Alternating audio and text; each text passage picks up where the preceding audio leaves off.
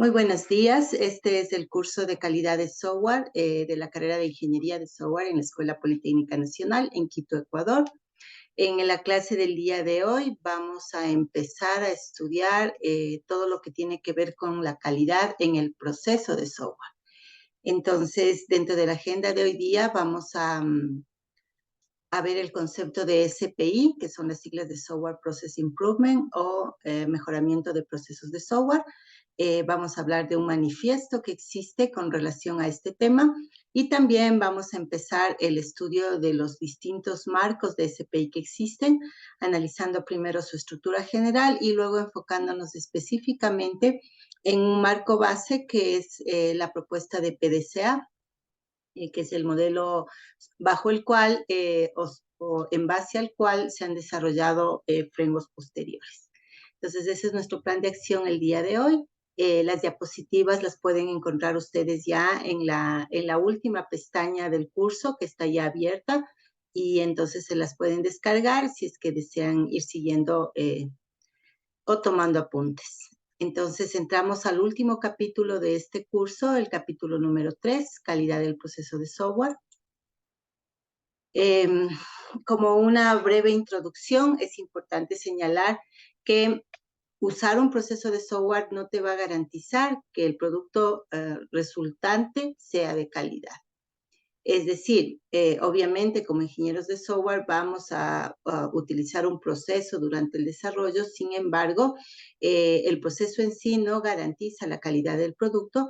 Lo que va a garantizar o lo que va a colaborar más bien a la calidad del producto es el uso disciplinado de procesos maduros de software, el uso disciplinado. Es decir, el uso constante y obviamente siguiendo lo que el proceso determina, y que este proceso además sea un proceso maduro.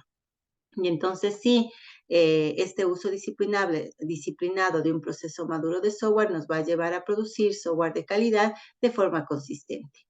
Por eso es que es importante que nosotros estudiemos en este capítulo qué marcos existen tanto para evaluar como para mejorar los procesos que vamos a utilizar en los proyectos de desarrollo de software. Esta es la definición de proceso de software con la que vamos a trabajar en este capítulo.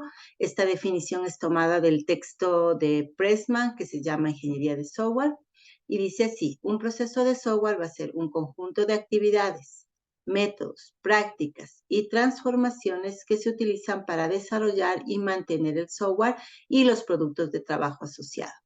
Entonces, el proceso no solamente son las actividades, también son métodos prácticas y salidas que se obtienen tanto durante un desarrollo como durante un mantenimiento del producto de software en general y también de productos asociados que vienen como parte del producto que estás desarrollando y entregando al cliente.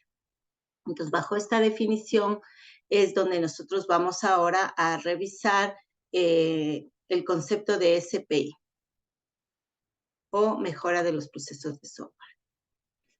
Entonces, el ir mejorando los procesos de software va a ayudar a las empresas, a los equipos que desarrollan software a mejorar su desempeño y a entregar software de mejor calidad, a entregar sus proyectos a tiempo y a entregar sus proyectos dentro del presupuesto. Asimismo, nos va a permitir reducir costos de desarrollo y también mejorar la satisfacción del cliente. Entonces, hay una serie de beneficios que se obtienen del mantener un proceso de mejora continua de los procesos de software dentro de una organización. Entonces, al implementar estas mejoras, el producto de software producido se entregará con menos defectos, y sobre todo se reducirá el retrabajo en cada etapa de desarrollo y aumentaremos nuestra probabilidad de poder entregar los productos a tiempo. De esto, como ustedes ven, está señalado la palabra retrabajo porque este va a ser la principal métrica con la que vamos a medir y con la que vamos a demostrar que en realidad el proceso, la mejora que hemos implementado en el proceso de desarrollo de software ha surtido un efecto positivo. El retrabajo no es más que el esfuerzo o la cantidad de horas que se invierten para volver a hacer algo que se debió haber hecho bien la primera vez. Por ejemplo, los desarrolladores escriben código, lo entregan y luego el equipo de calidad encuentra defectos o code smells dentro de ese código y se lo devuelven para refactorizar. Entonces, cuando los desarrolladores realizan el trabajo de refactorización, eso ya cuenta como retrabajo, porque ya están volviendo a trabajar sobre un código que ya habían producido. Lo mismo puede pasar cuando vuelves a trabajar un documento, por ejemplo, el documento de historias de usuario, cuando vuelves a trabajar un diseño, por ejemplo, el modelo de base de datos. Entonces, cada vez que se retorna sobre un mismo elemento del producto de software que ya había sido construido, pero que requiere ser corregido o mejorado, eso se considera retrabajo. Entonces, el retrabajo es el principal motivo de aumento de costos, de aumento de tiempo también en los proyectos de desarrollo. Entonces, por eso es que queremos ir detectando dónde el proceso de software tiene falencias, ahí ir introduciendo mejoras y de esa manera ir haciendo el proceso más eficiente y como resultado obtener productos de mejor calidad. Esa es básicamente la idea. Entonces, esta definición es nuestra definición oficial de mejora del proceso de software tomado del autor O'Reilly. Y dice así, es un programa, o podrías leerlo como conjunto de actividades diseñados para mejorar el rendimiento y la madurez de los procesos de software de la organización, así como los resultados de dicho programa. Entonces, al mejorar el rendimiento, se entiende que vamos a ser más eficientes y eficaces en el desarrollo de los distintos componentes del producto de software, ¿no? En el código, en hacer las pruebas, en levantar los requerimientos, etcétera, ¿no? Y que vamos también a ayudar a que aumente la madurez del proceso. Cuando un proceso es inmaduro, tiene falencias, ¿no? Tiene ciertas cosas que le faltan o que le fallan, y entonces conforme se va madurando el proceso se vuelve más completo. Entonces, esa es la idea de la mejora. Ahora quiero contarles sobre un manifiesto que existe, que es muy similar o análogo al manifiesto ágil. Este se llama el manifiesto SPI.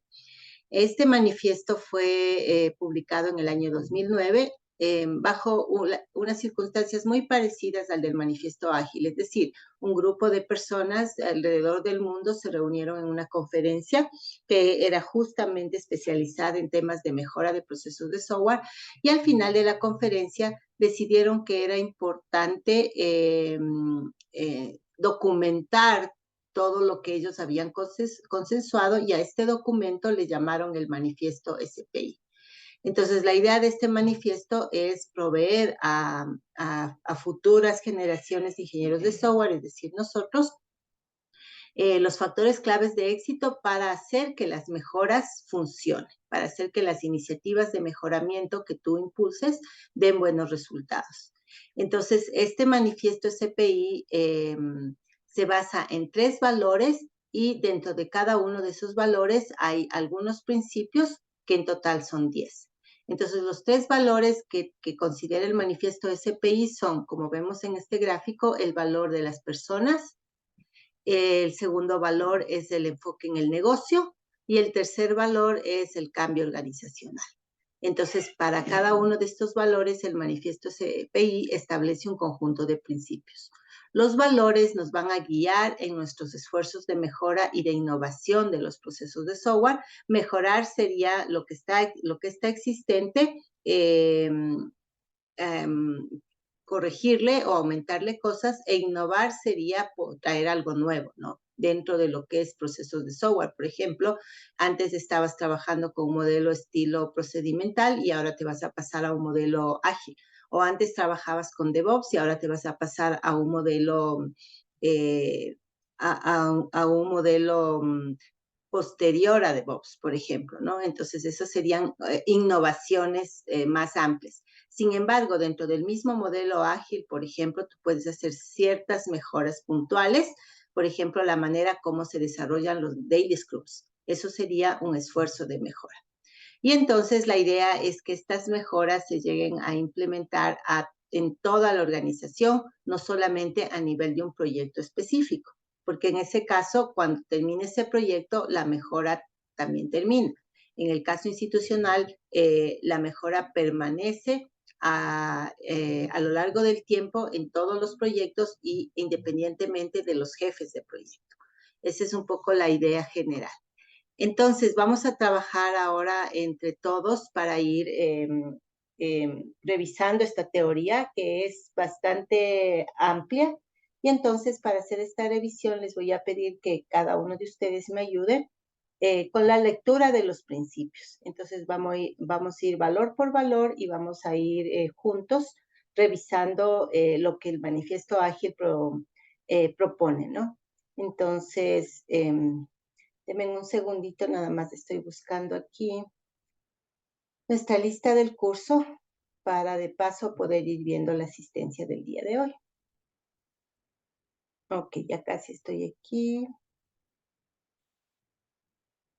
Y listo.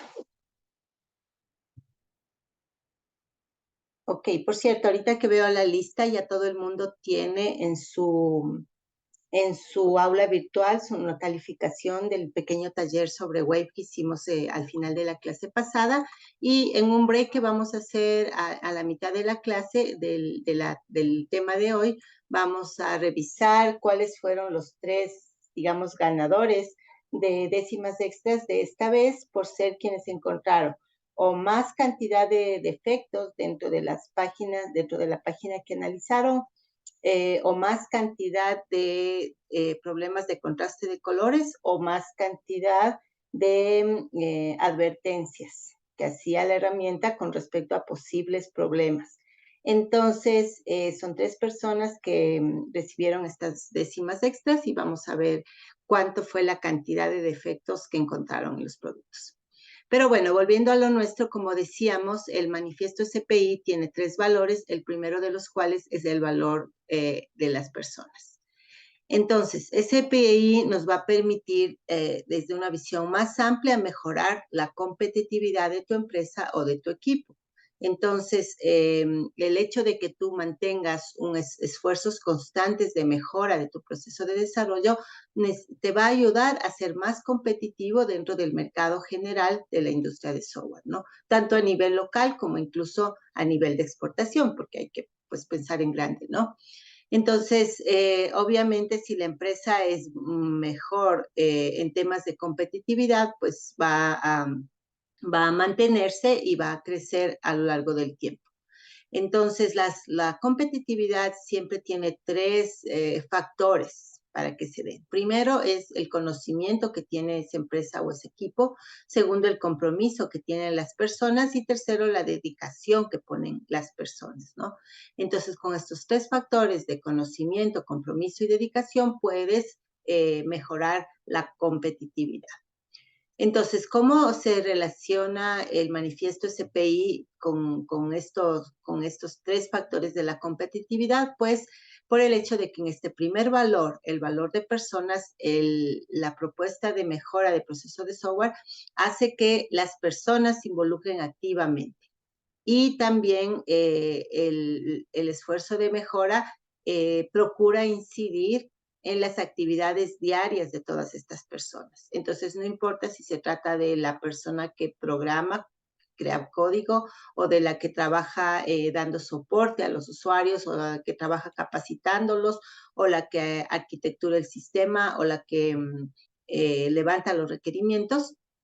En todo caso, la idea es que en todos los casos, alguna o varias de sus actividades diarias de todos estos roles dentro del proyecto de desarrollo se vean incididas positivamente y pues eso haga que la gente se involucre.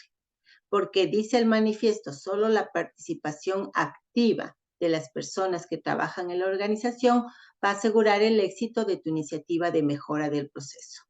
Entonces, la clave de este valor es involucrar a todas las personas de manera activa y afectar positivamente en sus actividades diarias. Entonces, cuando plantees la mejora, tienes que hacerlo de tal manera que logres estos 2 factores. Entonces, vamos a ver los principios.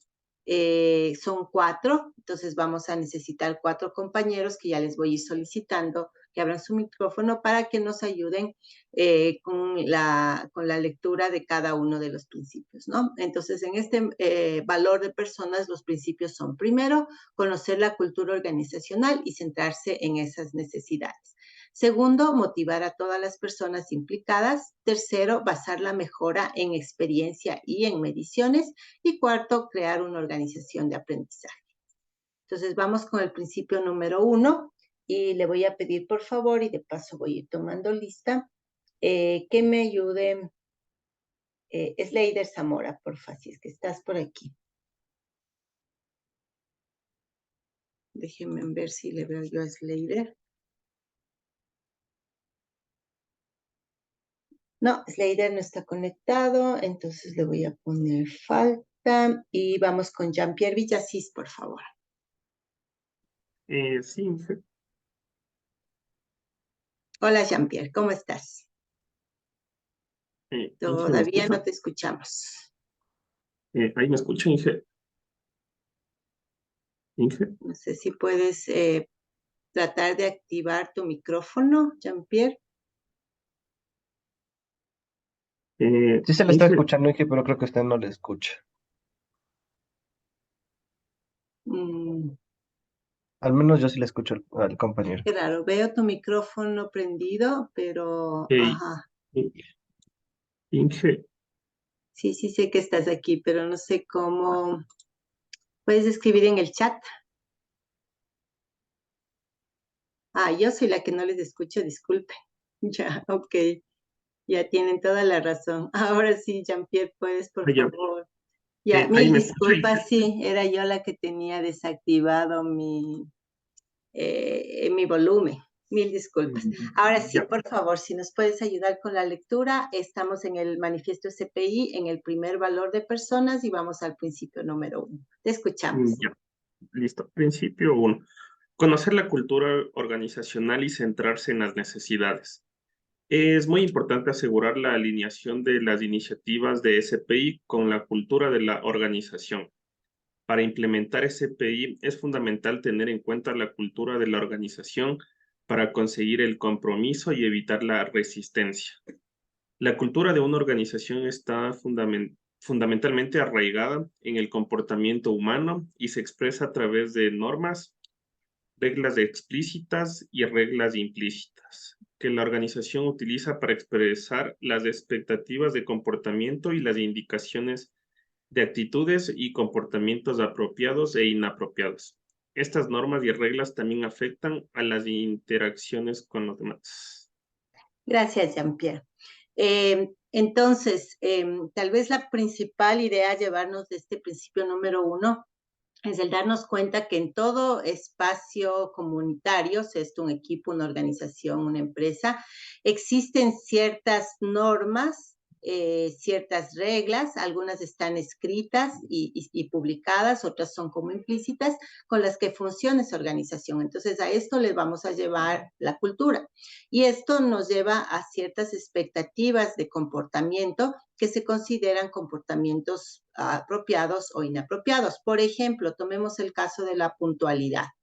Entonces, si la organización tiene una cultura de impuntualidad y una reunión, un daily scrum es llamado para las 8:30 de la mañana, como hay una cultura de impuntualidad, sí se considera un comportamiento aceptable o apropiado el que la reunión empiece 5 o 10 minutos tarde, porque se dirá, bueno, aquí, o sea, no hay ningún problema, es como siempre nos hemos manejado, entonces eso se considera un comportamiento apropiado.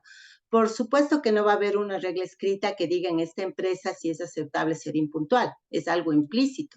Sin embargo, se ha vuelto un comportamiento aceptable a pesar de que no debería ser. Entonces ahí la propuesta de mejora podría ser eso, justamente, ¿no? Hacer que vayamos nosotros impulsando una política de puntualidad dentro de la organización. ¿Sí? Asimismo, podría haber comportamientos apropiados que no valdría la pena que nosotros, por desconocimiento, tratemos de cambiar. Por ejemplo, digamos que dentro de los proyectos de desarrollo de software hay la costumbre de tener siempre una revisión de código en pares. Entonces, una vez que el desarrollador termina de hacer su código, alguien más, un colega, revisa ese código para justamente encontrar posibilidades de mejorar o refactorizar el código. Y eso puede que esté ya implícito en la cultura, que ya todo el mundo esté acostumbrado a hacerlo. Es además un comportamiento no solamente apropiado, sino deseable, porque es positivo. Y si nosotros venimos con una propuesta de cambio, y esa propuesta de cambio implica quitar este comportamiento que es apropiado, vamos a tener resistencia, porque la gente va a decir, ¿por qué vamos a dejar de hacer algo que sí es bueno y que sí nos conviene? Entonces, por eso, antes de entrar desde afuera a querer implantar cambios, es importante conocer, como dice aquí, la cultura organizacional, ver dónde están los problemas. El problema no es que se hagan revisiones por pares, ahí es un comportamiento apropiado y adecuado. El problema podría ser, como en este caso, la impuntualidad, que es un comportamiento aceptable, pero no deseable. Entonces, así, viendo la cultura y observando cómo la gente se comporta y qué se considera aceptable o no, y qué conviene o no, es por donde podemos empezar a buscar cómo hacer un esfuerzo de mejora dentro del proceso de desarrollo. Ese es el principio número 1. Gracias, Jean-Pierre. Vamos con el principio número 2. Samantha Vilaña, por favor. Ya, buenos días, Inge. Hola, Principio buenos días. 2. Motivar a todas las personas implicadas. Se debe aprovechar el conocimiento de los expertos funcionales para definir y mejorar las partes del proceso que inciden en su trabajo diario. En otras palabras, se debe permitir que los expertos funcionales definan las competencias necesarias para el trabajo que realizan. La coordinación y cooperación entre todos los niveles de la gerencia y los profesionales garantizará un proceso ampliamente aceptado y el compromiso de todas las personas. Además, los auspiciantes de la iniciativa SPI deben proporcionar los recursos necesarios como formación, equipamiento y apoyo a todas las personas que tengan que utilizar los procesos. Listo, muchas gracias. Idea principal de la motivación, o ejemplo más bien, ¿no? Con lo que está diciendo aquí es que no propongas una mejora sin tomar en cuenta, consultar y hacerles caso a los que son expertos en la temática de la mejora. ¿Sí? Por ejemplo, digamos que yo quiero introducir una mejora en la parte de soporte usuario una vez que se entra a producción. Y entonces yo tengo ahí unas 3 personas de soporte y un jefe de todos ellos, el jefe de soporte, que son los que realizan esa labor. Entonces, mal haría yo desde afuera, externamente al equipo, decir que vamos a, por ejemplo, a cambiar de un sistema de tickets a un sistema a un sistema, por ejemplo, de niveles jerárquicos, ¿no? Soporte oro, soporte plata, soporte general. Cuando el sistema normal ha sido un sistema de tickets en el cual, conforme los usuarios hacen un requerimiento de soporte, se genera un ticket bajo el cual se les va a proveer el servicio, ¿no? Entonces, yo puedo querer, por bien hacer, cambiar de una estructura de tickets a la otra estructura de niveles jerárquicos, pero si no he conversado con el jefe y con las personas que están en el día a día, pues probablemente me voy a equivocar, ¿no? Tal vez la razón por la cual está el sistema de tickets es porque por el tipo de clientes y el tipo de soporte a usuario que se hace, esa es la manera más conveniente. Entonces, hay que hablar con ellos y con ellos en conjunto definir cuáles serían las mejoras que se podrían hacer. Por otro lado, como dice en la última parte, es responsabilidad de la organización los temas de darles capacitación, de darles equipamiento y darles apoyo, en este caso del ejemplo, a las personas del equipo de soporte. En formación, pues obviamente como ellos van a dar soporte sobre, por ejemplo, la manera de operación de los módulos del sistema, antes de lanzarles al ruedo a dar soporte, obviamente ellos necesitan conocer cómo funcionan esos módulos y deberían recibir la respectiva formación de las personas que conocen el funcionamiento de los módulos, ¿no? Porque si no, ¿cómo van a ayudar si no saben cómo funciona?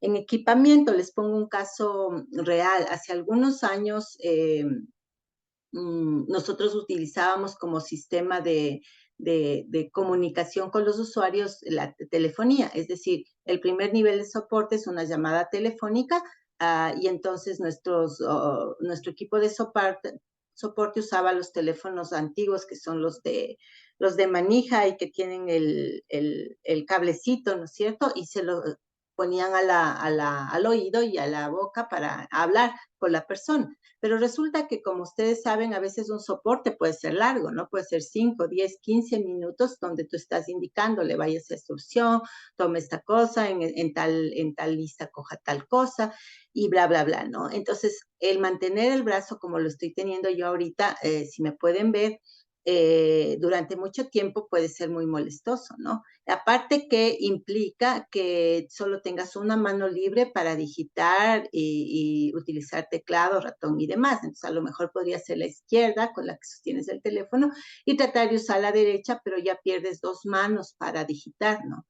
Entonces, una mejora que nosotros hicimos, que realmente no nos habíamos percatado porque no somos quienes, los que deciden, no son los que están sentados en el día a día, es que lo más obvio para nuestra gente de soporte era una diadema. Entonces, en la diadema, pues obviamente tienes en el dispositivo, el que va en el oído, y el que sale y va directo hacia tu boca, de tal manera que ni siquiera necesitas hablar muy, muy alto para que te escuchen, porque además se interrumpían entre personal de soporte que estaban en la misma oficina física.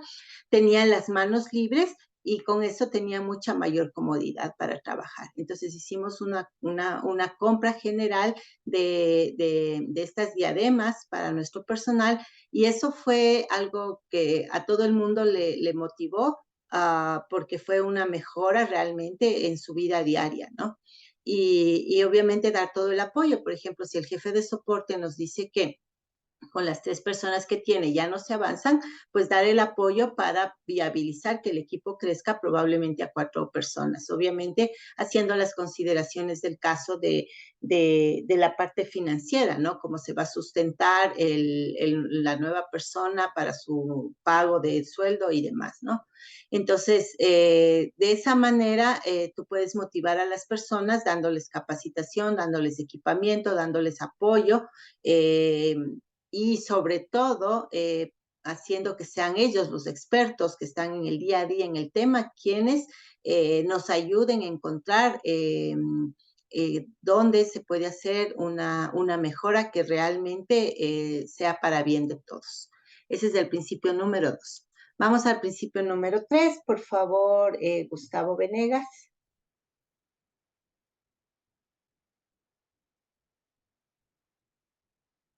Déjenme ver si Gustavo está presente. No está aquí Gustavo, entonces pasemos por favor a Daniel Vargas.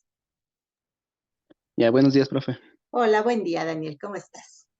Ya, a ver, principio 3, basar la mejora en la experiencia y las mediciones. Como los procesos son básicamente lo que hacen las personas, cualquier esfuerzo de SPI debe optimizar su quehacer del día a día. Se pueden establecer teóricamente las condiciones para la optimización, pero solo el individuo puede cambiar sus acciones. Por tanto, se necesita desarrollar competencias individuales, la disposición y voluntad para aprender y para optimizar las acciones diarias. La disposición se obtiene a través de la experiencia al realizar dichas acciones, así como las mediciones visibles de las capacidades del proceso.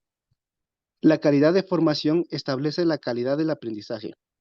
La competencia es la capacidad de reflexionar sobre las acciones a partir de la experiencia, las aportaciones y las mediciones. El resultado de la reflexión es un nuevo conocimiento que cambiará las acciones futuras. Ok, muchas gracias. Les pongo aquí un ejemplo, ¿no? Hace algunos años yo tuve mi primer curso de certificación en Scrum y mi profesor, que fue un profesor excelente, hasta ahora, pues, algunas de las cosas que yo vi que él utilizaba en sus clases y talleres para dar Scrum, las trato de utilizar o imitar en mis clases cuando tengo la oportunidad. Entonces, con este profesor, que ya es muchos años atrás, yo aprendí una técnica súper efectiva para hacer estimaciones de historias de usuario, ¿sí? Que es el poker planning. Entonces trabajamos con Poker Planning en los talleres y para aprender a utilizar. Esa sería la parte de la que habla aquí sobre el hecho de desarrollar la competencia a través de la capacitación, ¿no? Entonces lo primero es obviamente capacitarle a la persona. Entonces yo ya tenía ese know-how, ese conocimiento de cómo hacer mejor las estimaciones de las historias utilizando Poker Planning. Ya regresando al entorno laboral, ya a los proyectos en la vida real, como dice aquí, a pesar de la capacitación, solamente el individuo puede cambiar sus acciones. ¿Qué tal si yo regresaba a mi puesto de trabajo como ingeniero de software, me tocaba la responsabilidad de hacer estimaciones y simplemente ignoraba lo que ya sabía sobre esta técnica de Poker Planning y volvía o continuaba haciendo las estimaciones al ojímetro, como hacía antes, ¿no? Entonces, en ese caso, a pesar de que yo he recibido la capacitación, sé cómo hacerlo, es mi actitud la que simplemente dice, no, no voy a cambiar, voy a seguir haciendo las cosas como antes, ¿no? Entonces, no solamente debe haber la predisposición y voluntad para aprender, sino también la predisposición y voluntad para optimizar esa actividad. Entonces, eso es algo que tiene que ver con justamente el desarrollo de la competencia. Entonces, el momento en que yo reflexiono y digo, sí, es verdad, utilizando Poker Planning, sí las estimaciones son más efectivas y además las hago en menor tiempo, entonces a partir de esa reflexión yo tomo la decisión voluntaria de hacer ese cambio en mi accionar, ¿sí? Porque ya solo depende de mí como persona. Entonces empiezo a trabajar con Poker Planning y a partir de ahí ya se pueden ir generando mediciones. Entonces se puede medir, por ejemplo, yo mismo, mi accionar de estimación en el proyecto anterior, qué tan preciso fue, ¿sí? Qué tan precisas fueron mis estimaciones en el proyecto anterior sin la mejora. Ahora que he decidido voluntariamente, después de que me han capacitado a utilizar esta técnica, cuál es mi porcentaje digamos, qué tan cerca quedan mis estimaciones de la realidad, ¿no? Y entonces ahí es donde yo puedo ver de manera cuantitativa con estas mediciones que efectivamente la mejora se ha servido. Si antes mis estimaciones estaban en el rango del 80% de exactitud, que es ya bastante alto, digamos que ahora subió al 95% de exactitud, que sería casi perfecto, sería excelente, ¿no?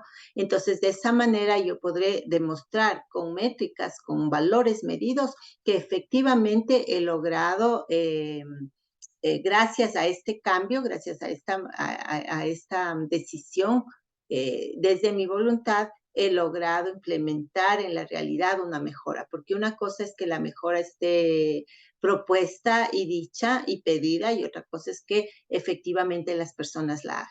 Entonces, de eso se trata este principio número 3. Vamos al último principio, que es muy bonito, que es el principio de crear una organización de aprendizaje. César Tufiño, por favor.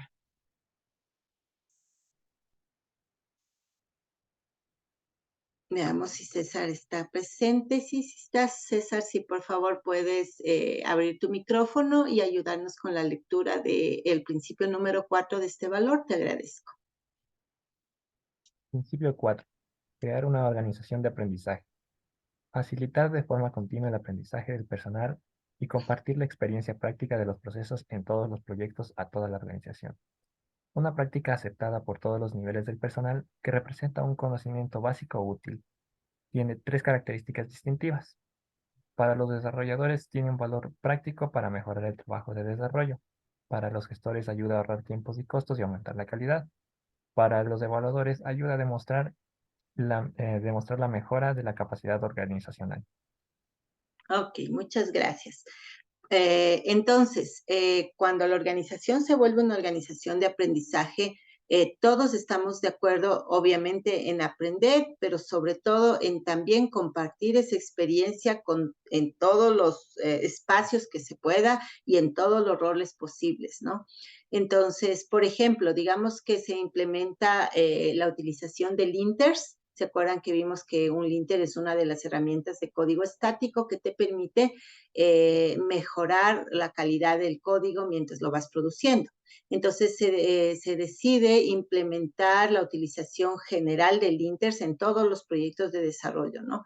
Y entonces obviamente viene la capacitación, viene la infraestructura necesaria, las licencias de los linters, la configuración, todo eso, ¿no? Y cuando finalmente se logra que la organización de aprendizaje tenga los linters ya involucrados dentro de los proyectos, para los desarrolladores es práctico porque pues el linter te va diciendo, sabes que aquí estás yéndote contra la regla del Python tal, ¿no? O acá estás teniendo un problema de cambio de tipos de datos, entonces revisa eso, entonces te va ayudando mientras desarrollas, obviamente eso es positivo para el desarrollador. En cambio, el jefe del proyecto de desarrollo también es importante porque los desarrolladores ahora producen código de mejor calidad y con menor tiempo. Probablemente ayuda el lint a reducir los tiempos de codificación. Y para nosotros, la gente de calidad, también nos facilita la vida porque los resultados de los linters se van almacenando, ¿no es cierto? Y luego yo simplemente puedo hacer referencia a dichos resultados y decir, bueno, todos los desarrolladores de esta empresa utilizan lint y el lint me ha proveído estas estadísticas, estas métricas, etcétera, etcétera, ¿no? Entonces también nos facilita la vida a nosotros. Entonces, cuando el cambio está absorbido por toda la organización y todos están dispuestos a aprender y todos ven un beneficio en ese cambio, entonces tú tienes una organización que aprende, una organización de aprendizaje. Yo les recomiendo cuando ustedes estén buscando trabajo que cuando te hagan la entrevista también aproveches para tú hacer un par de preguntas que tengan que ver con estos temas que estamos viendo hoy, ¿no? Como para que tú sondees si ojalá tienes, no sé, 2 o 3 alternativas, sondees cuál de ellas te conviene desde la perspectiva de la madurez que tiene su organización para ir proponiendo mejoras, para ir siendo justamente una organización de aprendizaje. Por ejemplo, en Ecuador, una de las organizaciones de aprendizaje que yo recomiendo es Kruger Corporation. Sí, es una organización, una empresa de desarrollo de software donde todo el tiempo se está innovando, todo el tiempo se está buscando nuevas tecnologías que se puedan utilizar y bueno, y la empresa ha ido creciendo de una manera constante desde sus inicios, ¿no? Entonces, por ejemplo, ese es un espacio de trabajo en donde te convendría estar, si tuvieras la posibilidad, incluso como pasante, porque al estar inmerso en esta organización de aprendizaje, pues obviamente vas a recibir muchos beneficios. Ok, terminamos el valor número 1, vamos al valor número 2, que tiene que ver con enfocarse, focalizarse en el negocio. Entonces, este valor en términos generales dice que todo proceso que se realice en la organización debe aportar un valor a la misma. Si un proceso no puede demostrar el valor que aporta, ese proceso está de más o está mal hecho o se está llevando de mala manera. Cualquier proceso. Entonces, los ingenieros de procesos, la gente que optimiza el funcionamiento de las organizaciones, esto es lo primero que hacen, ¿no? Ir a revisar qué procesos están en pie y ir a mapear esos procesos con los objetivos generales de la organización. Entonces, dice la explicación del manifiesto, para tener éxito con un esfuerzo de mejora del proceso de software, hay que asegurarse que las recomendaciones de mejora que se van a dar o se van a proponer estén alineados con los objetivos de la empresa, ¿sí? No basta con alinearse a una norma genérica. La norma genérica podría ser, por ejemplo, la misma 25010, que dice que estos son los 8 criterios de calidad. Entonces yo me alineo a la norma y entonces quiero establecer una mejora que obligue a que esos 8 criterios estén tomados en cuenta dentro de los procesos de desarrollo de la empresa. El problema es que puede suceder que esta buena intención que yo tengo de hacer una mejora a través de implementar toda la 25010 no se empate completamente con el objetivo de la empresa. digamos que la empresa tiene como nicho de mercado software educativo para niños de edad preescolar. Entonces, probablemente dentro de la 25010 hay criterios de calidad muy importantes que sí van a apuntar ese objetivo, como son la usabilidad, la funcionalidad, pero probablemente haya otros criterios, como por ejemplo la seguridad, que en este caso no tengan mayor incidencia y que tal vez sea más conveniente dejarlo de fuera. Es decir, yo voy a hacer un software educativo que maneje información no privada, información general que pueda ser utilizado por la mayor cantidad de profesores y niños posibles.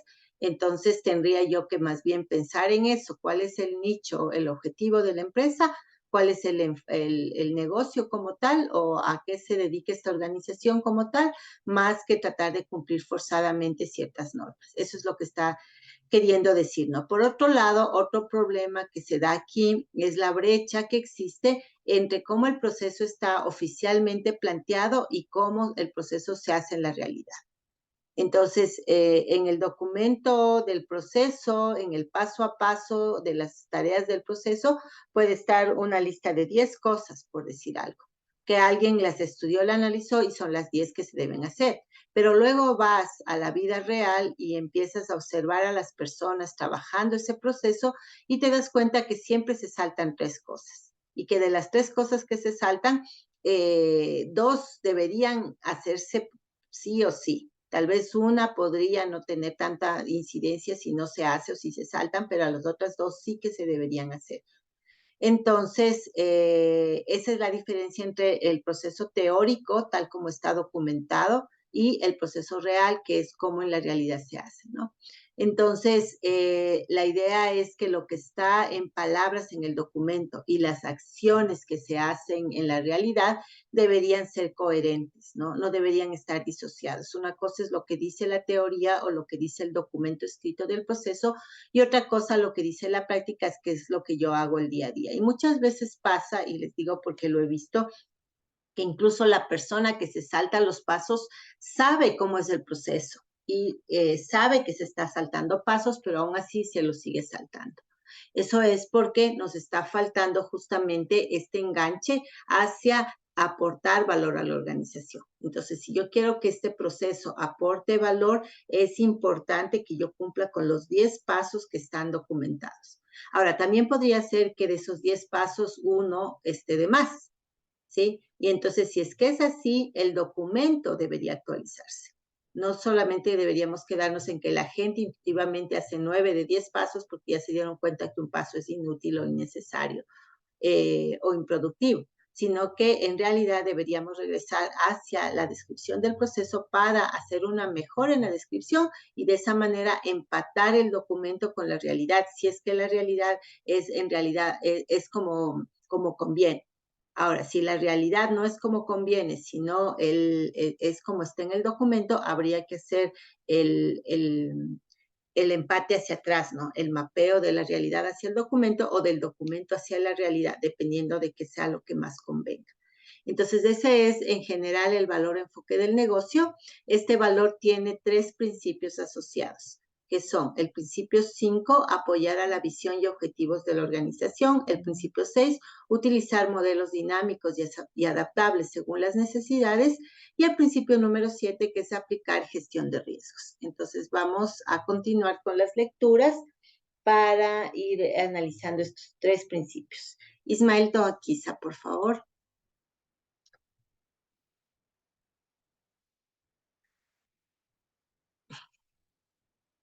Ismael, si puedes prender tu micrófono y ayudarnos con la lectura del principio número 5, te agradezco.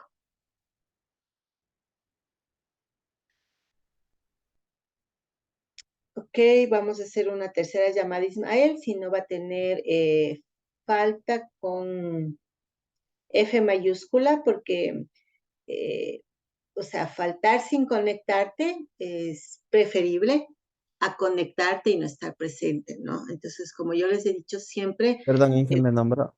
sí, Ismael, ¿dónde andabas? Perdón, Inge, es que mis perritos están como llorando, no sé si se le escucha de fondo. Y Ahorita tratando no. de ir a ver. Bueno, dale, ¿puedes por favor leer este principio? Sí, principio 5, apoyar la visión y objetivos de la organización. Las iniciativas de mejora de los procesos deben demostrar como mínimo lo siguiente: la trazabilidad hacia la visión y objetivos de negocio, que guían los esfuerzos de la organización y del proyecto para producir resultados medibles, objetivos de medición y análisis que estén alineados con las necesidades de información y los objetivos de negocio, y resultados objetivos que puedan utilizarse para tomar medidas correctivas adecuadas. Correcto, muchas gracias. Para ilustrar mejor este principio de cómo nuestra mejora en el desarrollo de software debe apoyar a la visión de una organización, me voy a poner en el esquema de una fundación sin fines de lucro. Digamos que esta fundación trabaja en temas de desnutrición infantil. Por lo tanto, su visión es disminuir la desnutrición infantil en nuestro país. Ese es su objetivo. Ellos no son de fines de lucro, ellos a lo mejor consiguen su financiamiento a través de organismos internacionales, yo qué sé, ¿sí? Y entonces, dentro de esta organización, estamos nosotros como el departamento de sistemas que desarrolla los productos de software, ¿no? Entonces nos piden desarrollar algún aplicativo para tableta, por ejemplo, de tal manera que los profesionales médicos que van a hacer visitas en territorio puedan a través de la tableta y de la aplicación que les vamos nosotros a desarrollar, reunir la información que se necesita de los niños pequeños, porque la desnutrición infantil es más grave en la edad de 0 a 2 años.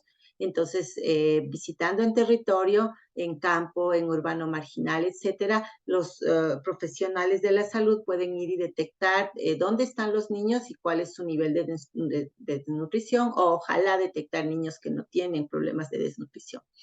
Entonces, la idea es cómo nosotros vamos o qué mejora podemos hacer en el desarrollo de este producto, en particular y en general en el desarrollo de todos los productos que hagamos dentro de esta empresa que tiene esta visión, qué mejora podemos hacer que ayude a apoyar esa visión, ¿sí?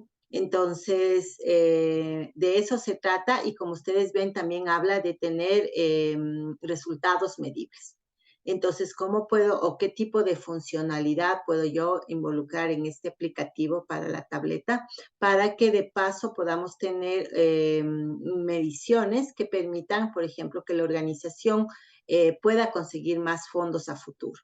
Y entonces eso sería un apoyo concreto a la visión, ¿sí? Tener algún módulo o algún mecanismo de análisis del tema de mediciones, que a través de esas mediciones cuantitativas se pueda tener elementos concretos de negociación con las organizaciones que dan financiamiento, y de esa manera poder sustentar, de hecho, la vida de toda la organización como tal. Entonces, si nosotros vemos que estamos haciendo algo en el proceso de desarrollo que afecte hacia esta visión que tiene la organización, entonces, pues, como dice en el último párrafo, tomar las medidas correctivas adecuadas, y eso sería tu esfuerzo de mejora. A veces el esfuerzo de mejora consiste en corregir algo que está mal. A veces el esfuerzo de mejora consiste en aprovechar una oportunidad. Nada está mal, pero hay una oportunidad que se puede aprovechar para acolitar todavía más a la visión de la organización, y entonces se hace ese esfuerzo de mejora.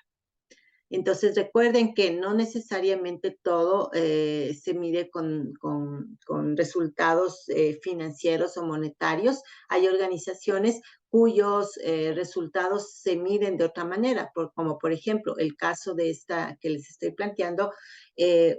Una métrica de valor para apoyar la visión sería conocer cuántos niños han sido beneficiados con este programa de apoyo para evitar o disminuir la desnutrición. ¿Cuál ha sido en promedio, por ejemplo, el porcentaje de desnutrición que tenía la población intervenida antes de que llegue nuestra organización? ¿Cuál es el que tiene ahora? Y con un poco de suerte, pues ese porcentaje de desnutrición debería año a año ir disminuyendo conforme nuestra organización de apoyo va interviniendo dentro del territorio, ¿no? Entonces, ese tipo de cosas tienen que ver con el principio número 5. Vamos con el principio número 6. Me voy a pasar ahora a la parte de arriba. Julián Albuja, por favor.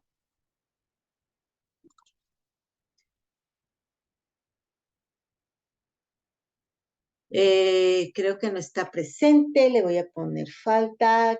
Carolina Bravo.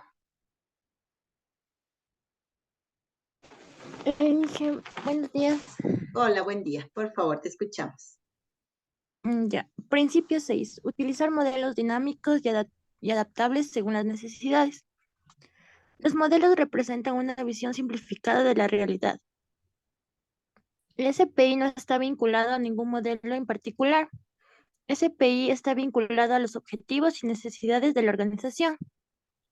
Modelos como CMMI, normas como ISO 9001, marcos de trabajo como Scrum, métodos ágiles o modelos de ciclo de vida como Cascada pueden contener información valiosa para el esfuerzo de mejora.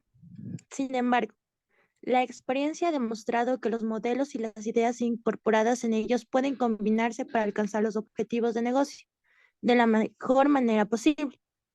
Los modelos con mayor utilidad son los modelos dinámicos que tienen mecanismos incorporados para tomar en cuenta las circunstancias y contingencias y cambiar el comportamiento dependiendo del estado del esfuerzo de mejora. Listo, muchas gracias. Aquí en este principio ya empezamos a ver los primeros, digamos, nombres concretos de modelos, normas, marcos de trabajo que se pueden utilizar dentro de un contexto de CPI, ¿no? CMMI lo vamos a estudiar nosotros antes de terminar, obviamente, este semestre. Es uno de los modelos principales que tenemos que estudiar en este capítulo que estamos empezando hoy. La próxima clase vamos a estudiar ya el modelo ISO 9001 y su compañero para el tema de software, que es el ISO 90003. Entonces, lo que nos está diciendo este principio es que no basta con identificar o asociarte con uno o varios modelos específicos, sino que debes tratar de combinarlos, debes tratar de adaptarlos de manera dinámica según cuál sea el contexto específico en el que vas a trabajar.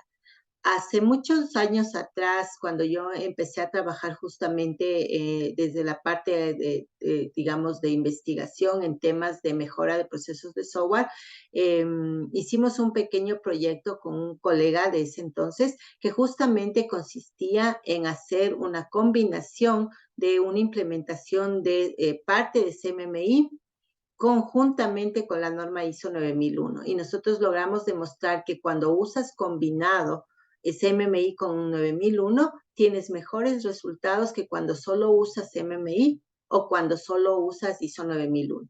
Por supuesto, y esa fue una de nuestras recomendaciones finales, la clave o el truco está en cómo combinar. Entonces, como yo les dije, fue un pedazo de CMMI combinado con ISO 9001.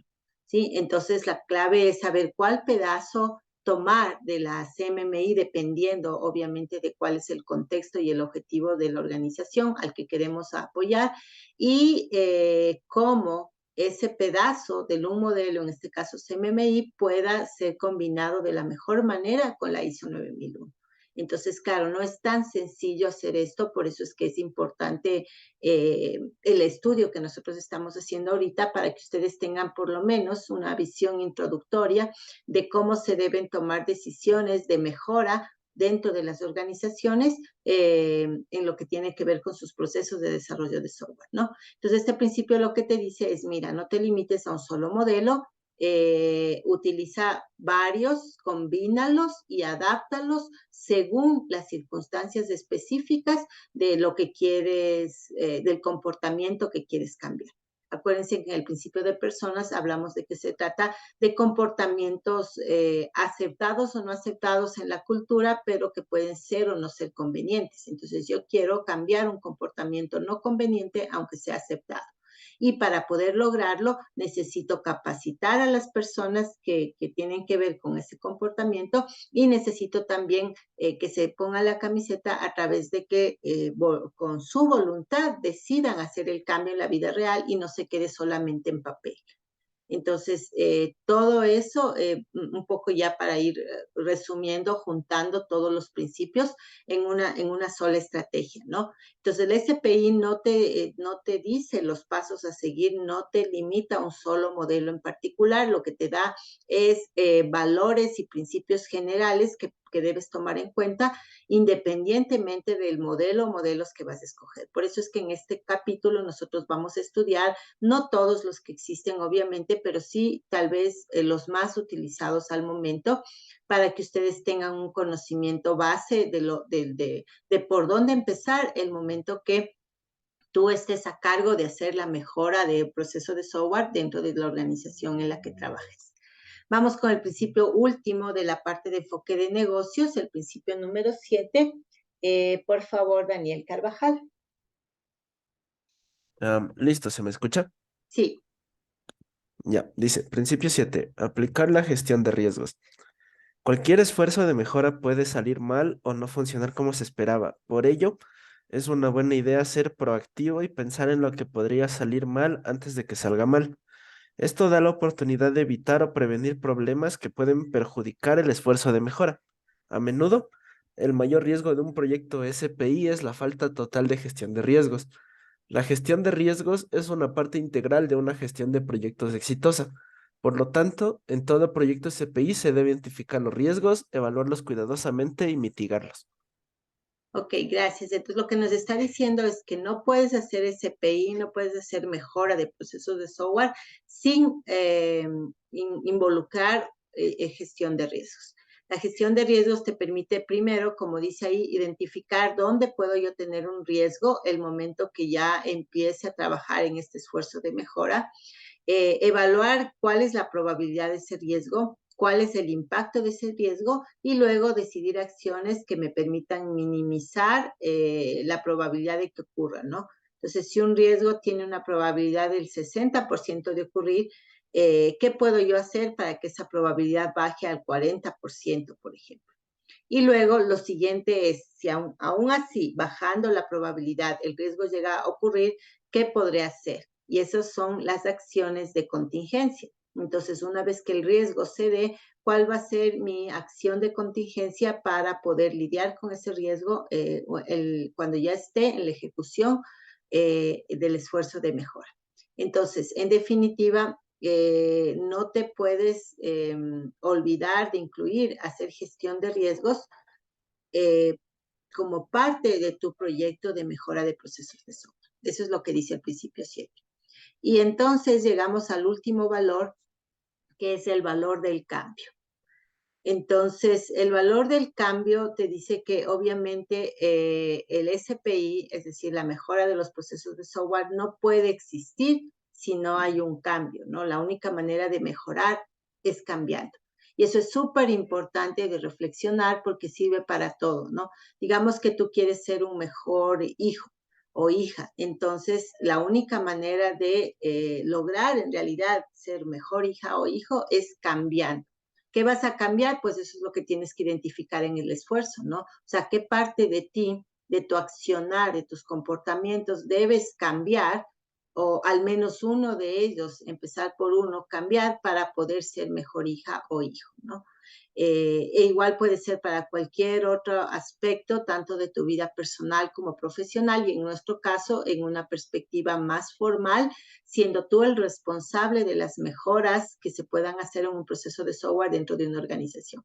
Entonces, ninguna mejora se puede hacer a menos que se cambie. Si uno no cambia, nada cambia alrededor de uno y por lo tanto nada mejora, ¿sí? Entonces, sabiendo que la mejora de procesos implica realizar cambios, por lo tanto, es importante que la organización tenga una infraestructura que incluya el componente de cambio, ¿sí? Entonces, para ello es importante nuevamente que exista la manera de lograr resultados medibles y también que exista la manera de cuantificar el nivel de satisfacción de los empleados.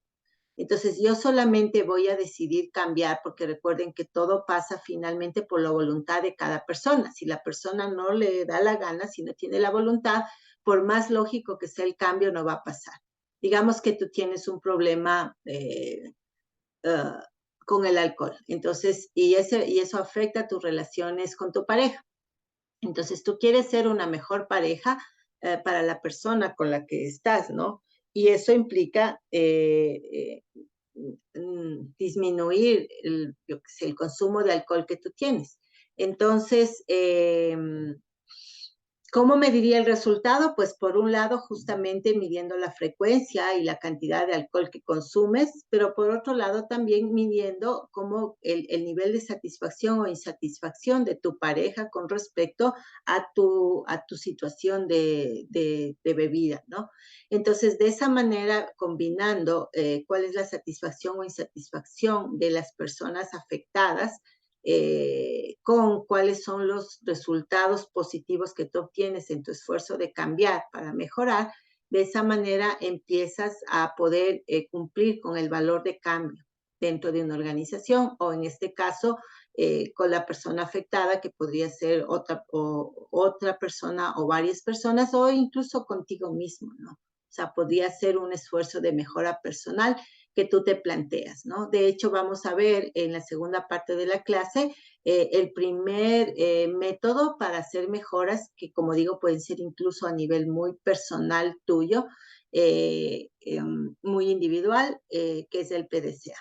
Entonces, bueno, vamos con el valor del cambio. Sin cambio no hay mejora y son 3 principios. El 8, gestionar el cambio organizacional en el esfuerzo de mejora. 9, asegurarse de que todas las partes involucradas comprenden y concuerdan con el proceso. Y 10, no perder el enfoque. Entonces, siendo esto los 3 principios asociados, le voy a pedir a Kevin Cóndor que por favor nos ayudes con la lectura del principio 8. ¿Me escucha, Inge? Sí, buen día. Listo, buen día. Gestionar el cambio organizacional en su esfuerzo de mejora. Una mejora real requiere personas reales para cambiar realmente los comportamientos. Por lo tanto, la mejora de los procesos tiene que ver con el cambio organizacional. El cambio organizacional sigue un modelo de 3 pasos: descongelar, mover y congelar. Para descongelar la mejora de los procesos, la organización debe darse cuenta de que es necesario el cambio mediante la identificación de un problema relevante para los empleados. Para impulsar el esfuerzo de mejora se debe proponer una solución a dicho problema.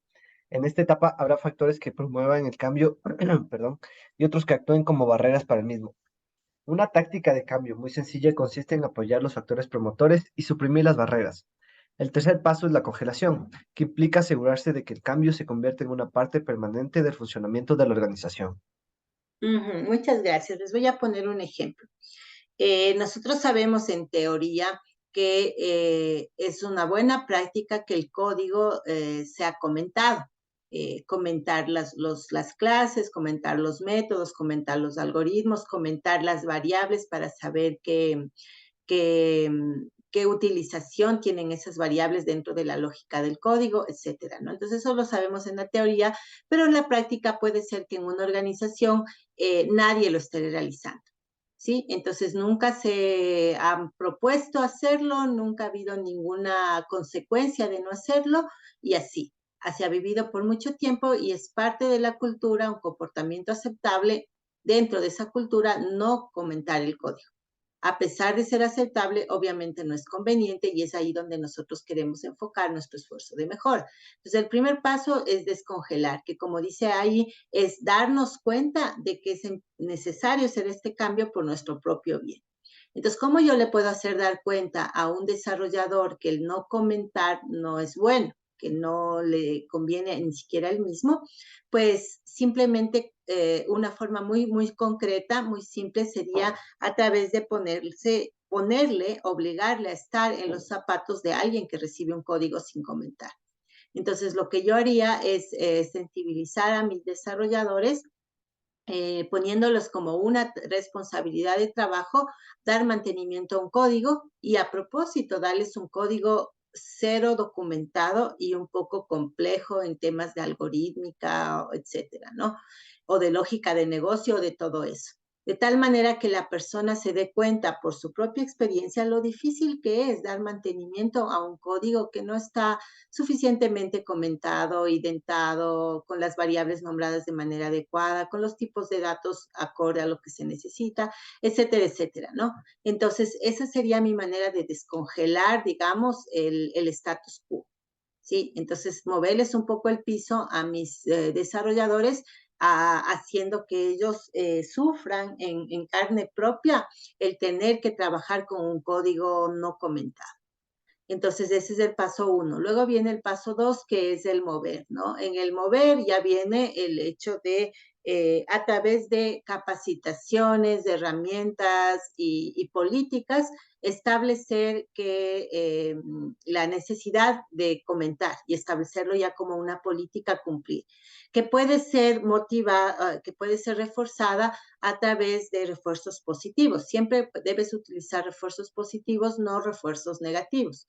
Es decir, siempre debes premiar los esfuerzos positivos, no castigar la falta de esfuerzos. Por ejemplo, en este caso concreto, una manera de castigar sería a los desarrolladores que no comenten, se les va a multar y se les va a descontar de su sueldo un porcentaje de dinero. ¿Sí? Entonces es una manera negativa de impulsar a que la gente haga algo, ¿no? Por obligación y no por convicción. Ahora, la otra manera que es la motivación por premiación sería decir, ok, a los 2 o 3 desarrolladores o a un desarrollador, dependiendo de tus posibilidades, que mejor comente su código, no necesariamente más cantidad de código, sino mejor calidad de comentarios, se le va a dar un bono. Y entonces entramos en un esquema de competencia saludable porque todo el mundo se pone en la onda de comentar lo mejor posible, obviamente teniendo también en mente la posibilidad de ganarse ese bono que a nadie le cae mal, ¿no? Entonces, nota cómo yo cambio el contexto en el que trabaja la gente cuando se trabaja vía control y castigo versus cuando se trabaja vía motivación y premiación, que es realmente lo que queremos hacer, ¿no? Un poco lo que yo hago cuando les digo, ok, hagan este ejercicio con la herramienta, busquen un producto que tenga la mayor cantidad de errores y pues el que mayor errores encuentra tendrá décimas extras. No estoy diciendo el que consiga un producto con menos errores le voy a bajar nota, ¿no? Que sería lo opuesto. Entonces, esa es una manera de movilizar a las personas para voluntariamente hacer los cambios, ¿no? Y finalmente el congelamiento, es decir, ok, ya que hemos llegado a este punto en que ya todos sabemos cómo se debe comentar, por qué se debe comentar, y además sabemos que el que mejor comente cada mes va a ser escogido como el desarrollador del mes en tema comentarios y va a tener un bono financiero o un día libre o cualquier otra cosa, entonces congelo, pero en esta nueva situación. Entonces, descongelé la situación no deseada, movilicé para provocar justamente que la gente se suba a la camioneta del cambio y luego congelo en esta nueva situación deseada. Eso es básicamente lo que te dice el principio número 8. Puedes aplicarlo no solamente en empresas, en equipos, puedes aplicarlo sobre todo en ti mismo, ¿no? Descongelar ciertos comportamientos que no te convienen, movilizarte a ti mismo a través de ciertas motivaciones y luego congelarte en el nuevo escenario mejorado para ti mismo y por ende para las personas que están cercanas a ti, ¿no? Porque obviamente siempre van a haber personas que se beneficien de tus cambios positivos. Vamos al principio número 9, que es ¿qué le tocaría, perdón, a Dana? Dana Feria, por favor.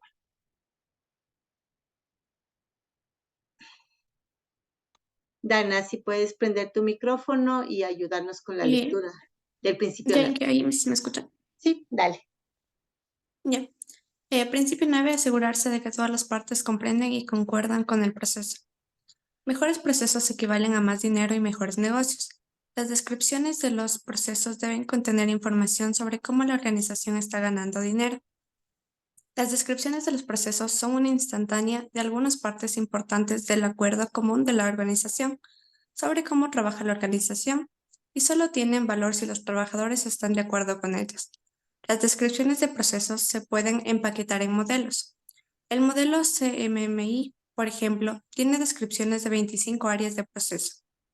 Para garantizar que los modelos y procesos sean vivos, operativos y adaptables, deben ser flexibles, es decir, utilizables para diferentes tipos de proyectos en una organización, expresados en un lenguaje común y, si es posible, visualmente, y adaptados en propuestas de mejora que han sido comunicadas, comprendidas, acordadas y apoyadas por todos.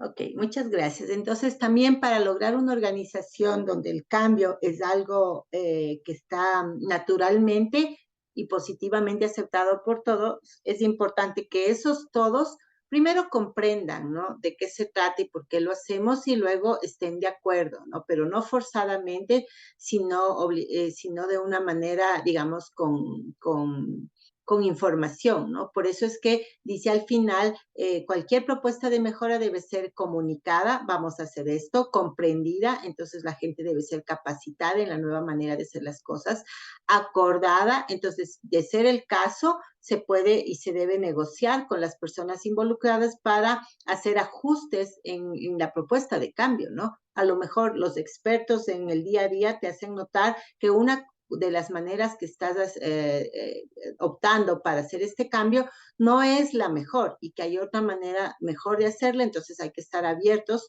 como el que propone el cambio para también acordar y negociar y hacer modificaciones en tu propuesta con el input de los demás, ¿no? Y entonces con eso lograremos el apoyo de todos.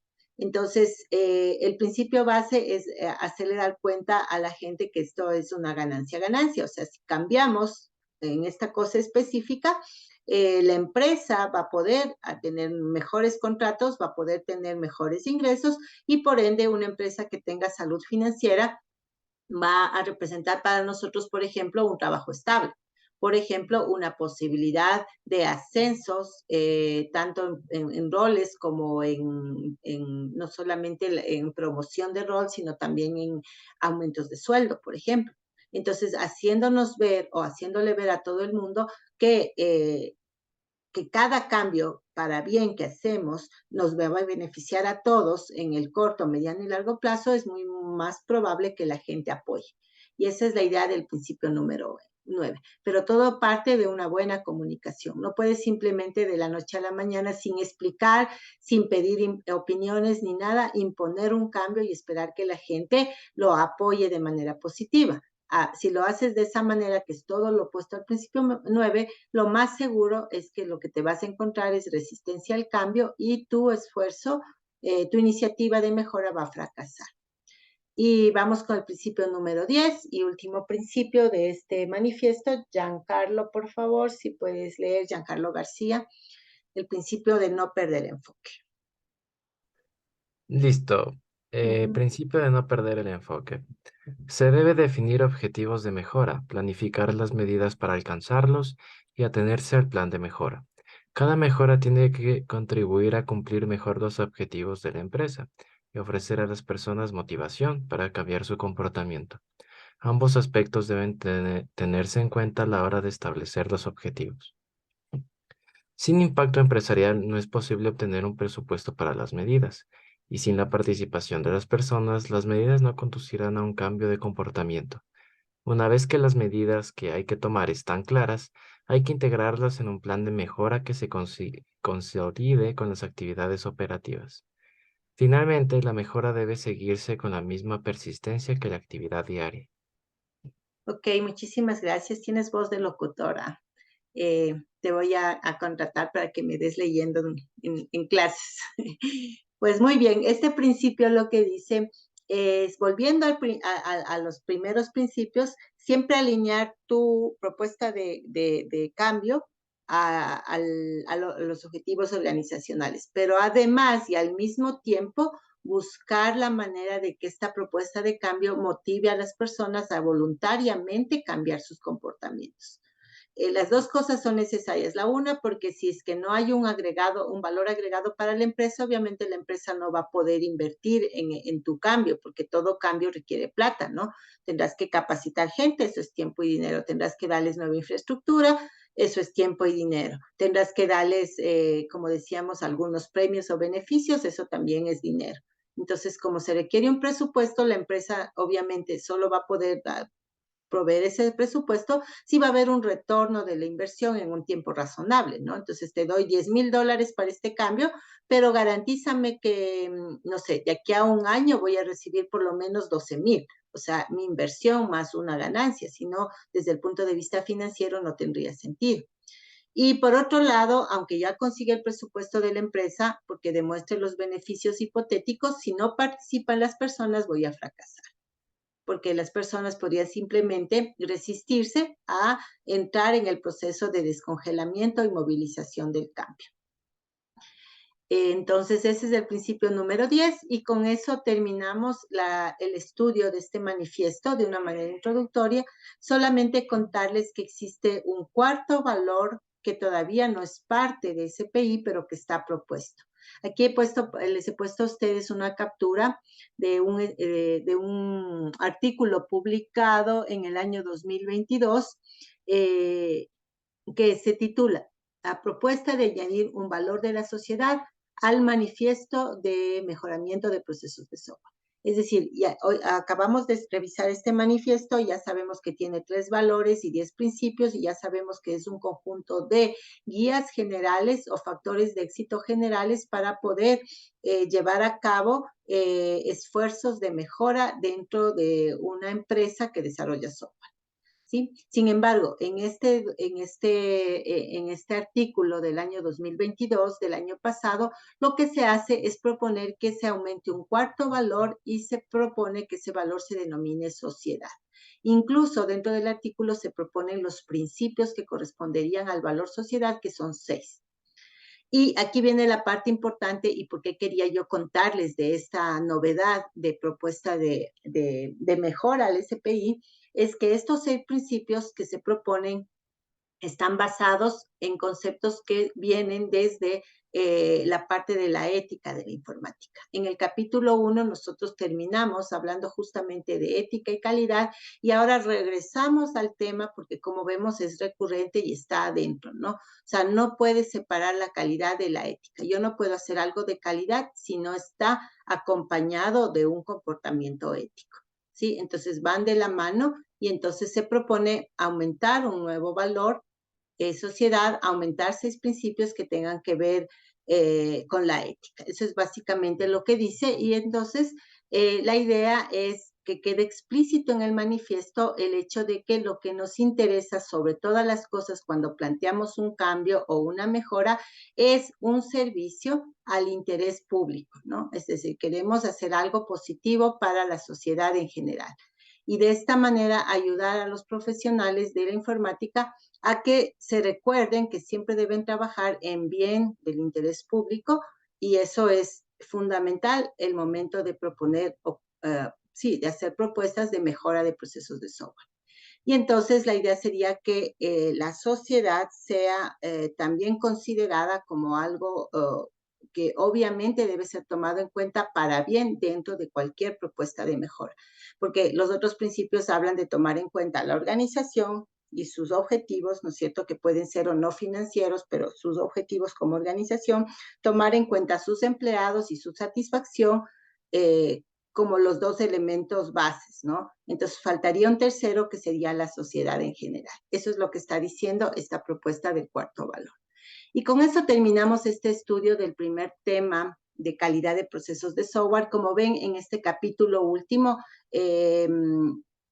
ya está mezclado temas técnicos, porque sí vamos a ver estándares y modelos y demás, pero también ya en combinación con temas de gestión. Entonces, este capítulo va más para cuando tú tengas la posibilidad de estar en roles dentro de una empresa de desarrollo de software que te permitan tomar decisiones, como por ejemplo, jefe de un proyecto de desarrollo, jefe de un departamento de sistemas o de un área de desarrollo de software, jefe de un área de calidad, etcétera, ¿no? Que obviamente es mi aspiración que todos ustedes, conforme sus intereses y expectativas, lleguen a roles de toma de decisión. Y en ese punto esperaría yo que se acuerden de esta clase, que se acuerden de esta posibilidad del manifiesto SPI y que ojalá lo puedan poner en práctica en las organizaciones donde ustedes puedan influir. Y mientras tanto, pues, mientras no tengamos ese poder de decisión, pues lo hagamos de manera individual en nuestro ejercicio profesional, incluso como pasantes, incluso como estudiantes. Ok, voy a dejar de compartir. Y les voy a pedir en primer lugar que, como estamos a media clase, prendamos cámaras y hagamos nuestra foto de evidencia de esta clase. Así es que, por favor, los que puedan prender sus cámaras, en este momento les pido que lo hagamos. Gracias, Daniel. Qué gusto verte de ladito, pero sí te veo. Gracias, John.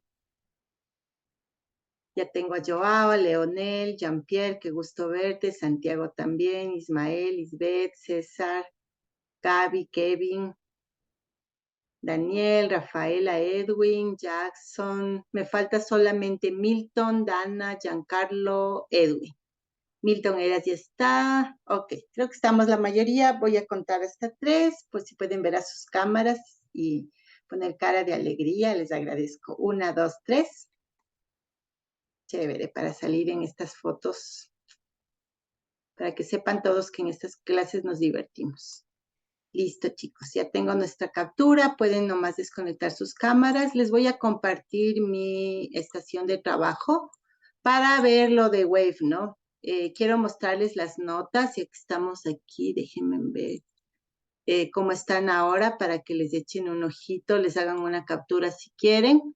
Estas son notas parciales hasta lo que hemos hecho hasta el momento. Aquí está nuestra bitácora y aquí están las notas del grupo 2 y también la asistencia, ¿no?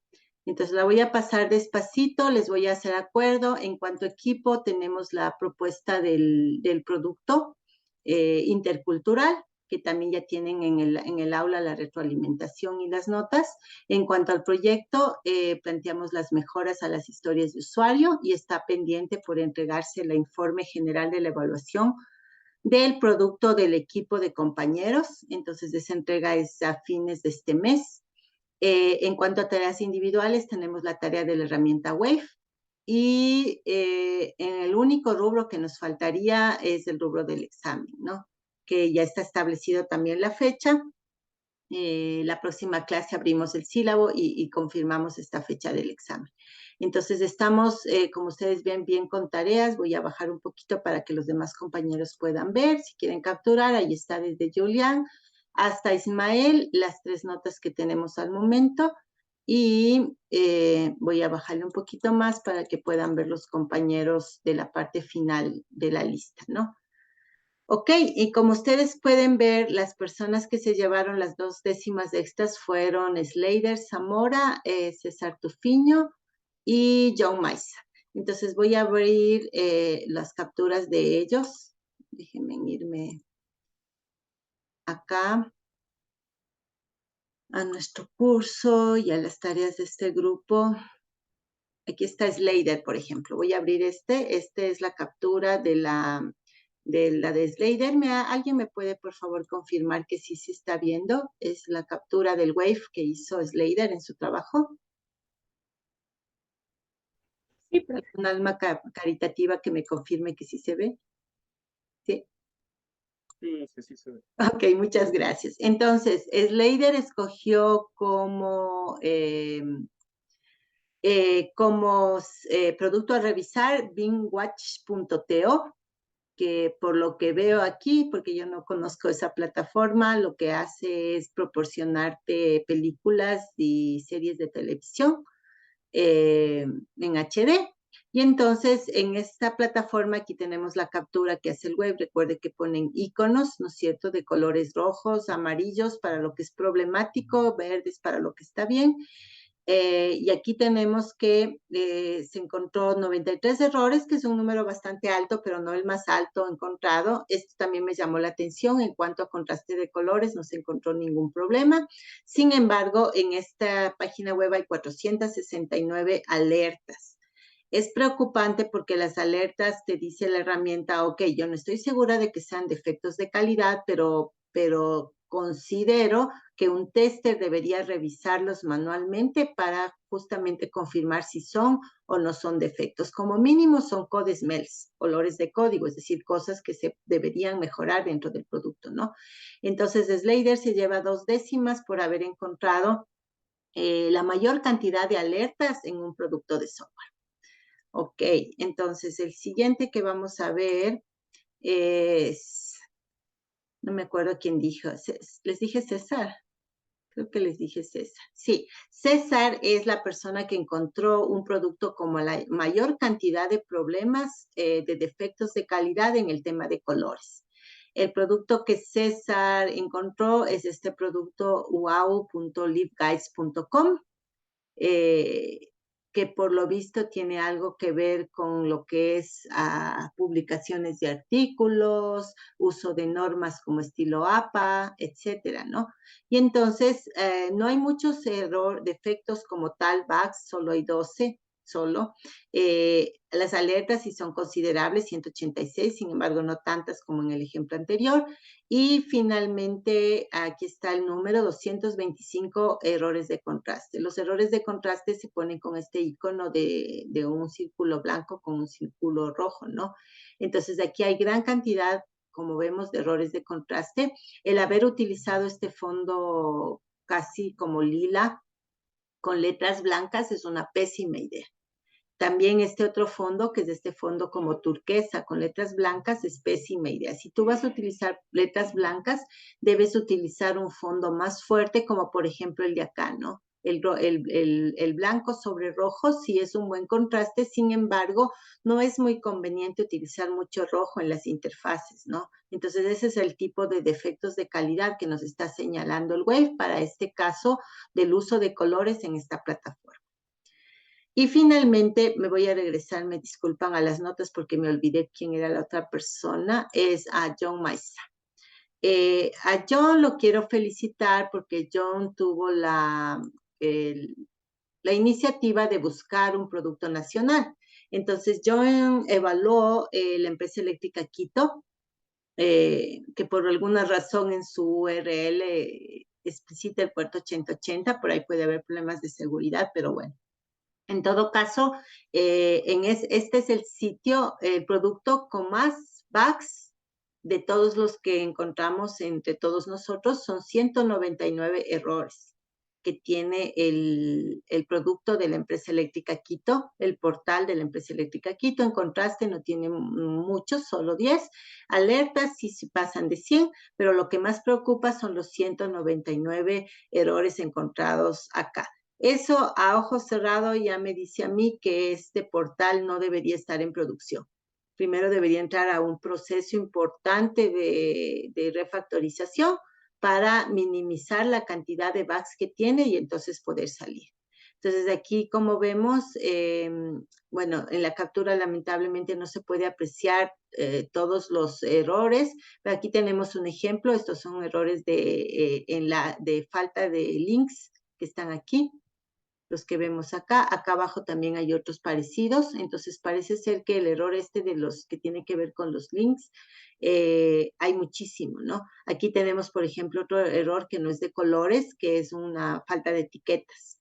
Entonces, en esta parte también falta de etiquetas, es también un problema de código HTML y así sucesivamente, ¿no? Entonces, les felicito a los 3 compañeros que se tomaron el tiempo de ir revisando varios productos hasta encontrar aquellos que tuvieran un peor resultado en cuanto a los defectos. Entonces, bueno, una Wave, como sabemos, específicamente mide accesibilidad, pero hay otras herramientas como el SonarQube, como el SourceSight, que miden más cosas, ¿no? Te permiten medir seguridad, mantenibilidad y algunas cosas adicionales que les va a ser de utilidad para poder hacer la evaluación del producto de los compañeros. A pesar que los productos son de un alcance muy limitado, el reto es justamente aprovechar que el producto es pequeño para encontrar la mayor cantidad de defectos posibles en ese producto y poder hacer la mayor cantidad de mediciones asimismo posibles, ojalá con el apoyo de herramientas. No sé si tienen alguna pregunta, aprovecho para preguntarles con respecto al uso de herramientas, con respecto a la matriz, o si no hay preguntas ahorita, ya saben que siempre estoy disponible a través del WhatsApp para que los equipos me vayan contactando. Recuerden que la fecha de entrega de ese trabajo, no sé si la tengo aquí a mano, es, déjenme ver, creo que le tengo acá.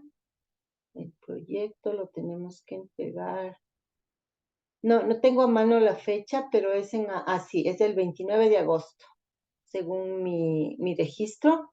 Es decir, todavía tenemos bastante tiempo, pero hay bastante trabajo que hacer. Entonces, si todavía no han empezado, hoy es un buen día para ya concretar sus planificaciones, su distribución de trabajo y que cada persona pues ya se encargue de escoger herramientas, realizar mediciones y llenar su parte en la matriz para luego poder elaborar el respectivo informe.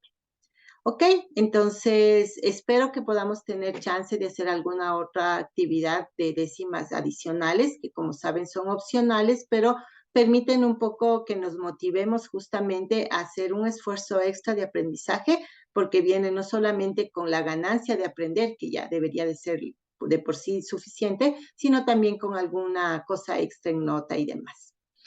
Ok, entonces les voy a compartir ahora el segundo grupo de diapositivas que vamos a ver en esta última parte de la clase, en donde vamos a hablar rápidamente de marcos de trabajo de CPI y del primer marco de trabajo del cual ya tenemos conocimiento porque lo habíamos escuchado desde cuando hablamos de los primeros pininos de la calidad de software, que es el modelo PDCA. Entonces, estas diapositivas son muy cortitas, las pueden bajarse también ya desde el aula virtual y tratan dentro del capítulo de calidad del proceso de software de los componentes de los marcos de trabajo SPI. Y vamos a ver que en todos los marcos de trabajo que vamos a estudiar se cumple que siempre van a haber 4 grandes componentes. El primero es lo que se llama un modelo de referencia del proceso. Entonces, el modelo de referencia del proceso es el que va a decir qué actividades y qué características deseables debe tener un proceso de software. ¿Sí? Entonces, hoy día vamos a ver el primer modelo de referencia, si es que el tiempo nos da, si no lo veremos en la próxima clase. No, mejor dicho, hoy día no lo vamos a ver. La próxima clase vamos a ver un ejemplo de un modelo de referencia. El segundo componente es un modelo de evaluación de proceso. El modelo te va a dar el método con el que vas a evaluar en qué grado esas características deseables del marco de referencia están presentes en el proceso real. Por ejemplo, mi modelo de referencia podría ser Scrum. Entonces, Scrum me dice, tiene que hacer un daily meeting, tiene que hacer una retrospectiva de sprint, tiene que crear unos pilas de producto. Todas esas cosas son actividades y cosas deseables del proceso de software. Entonces, en el punto número 2, el modelo de evaluación me va a decir qué paso seguir para evaluar qué tan bien o qué tan mal mi proceso real cumple con mi proceso referencial, que en este caso sería el Scrum. Entonces, Scrum me dice, haga daily meetings. Entonces, mi modelo de evaluación me dice, ok, estos son los pasos para que usted evalúe si se están o no se están haciendo los daily meetings o en qué porcentaje se están haciendo. ¿Sí? Entonces, el modelo de evaluación es como que amplía el modelo de referencia, pues aparte de las actividades que te marca el modelo de referencia, te añade las métricas. Entonces, las métricas en realidad corresponden al modelo de evaluación, no al modelo de referencia. Y entonces, estas métricas me permiten medir las características deseables y también me da una escala de madurez. Recuerden que habíamos dicho que la idea es tener un proceso maduro.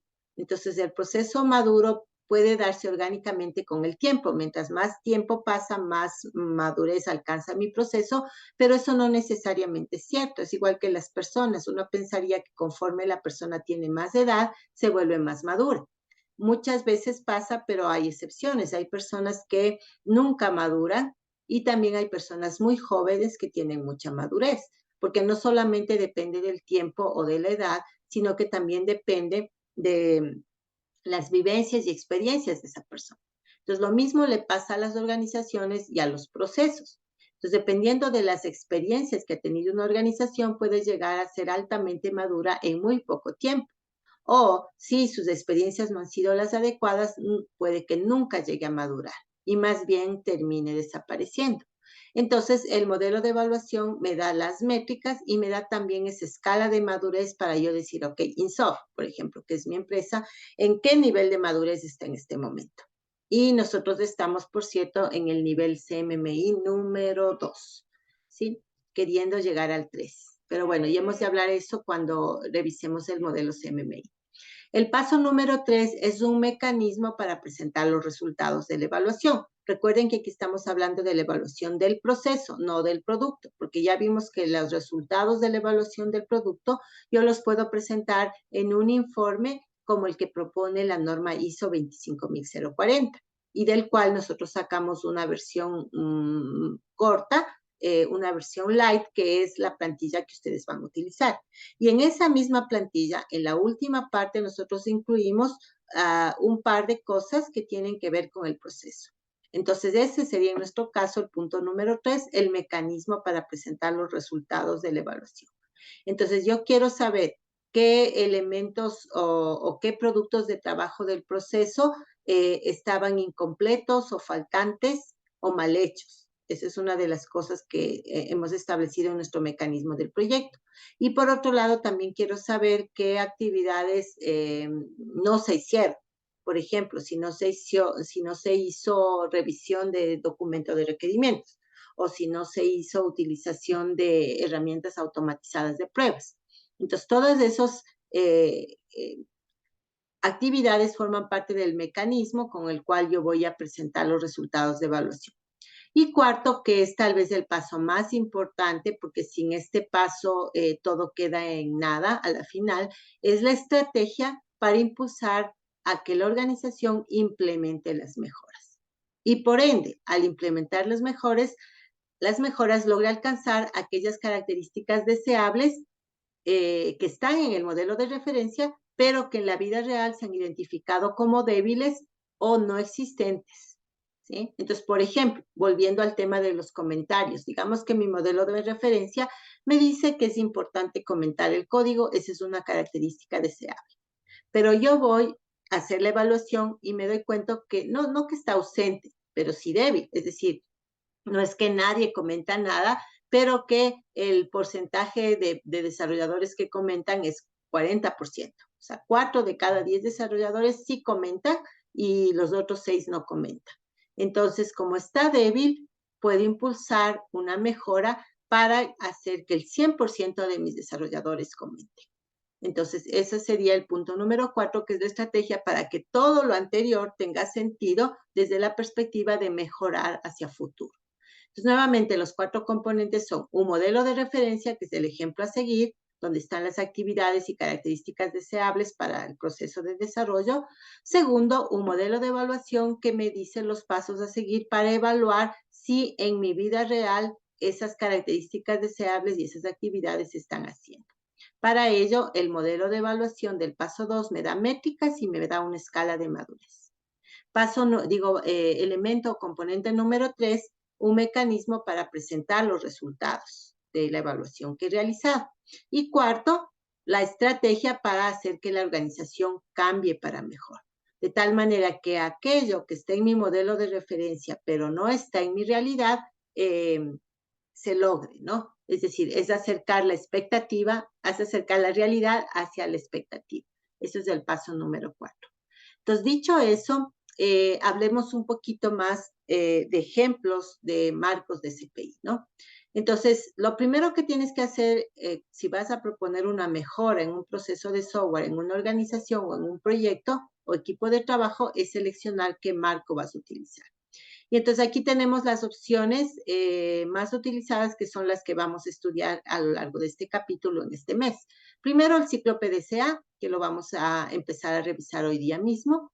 Segundo, el sistema de gestión de calidad de la norma ISO 90003, que se basa en la norma ISO 9001, que lo vamos a ver en la próxima clase. La mejora de proceso definida en la norma ISO 33014, que es parte de una familia de normas que se llama la familia 33000 justamente. El modelo integrado de madurez de capacidades MMI, que es pues de pronto el modelo más importante que vamos a estudiar en este capítulo. Y finalmente, las directrices de evaluación de procesos dadas por la norma 29.110, 3.1, que son recomendables para organizaciones pequeñas, que tienen hasta 25 personas.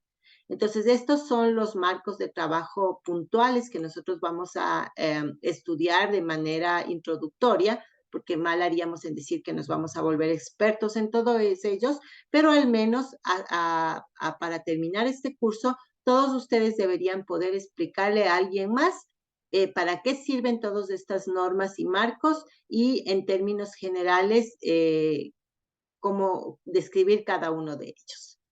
Entonces, manos a la obra. Vamos a empezar con el ciclo PDCA, que es el más sencillo.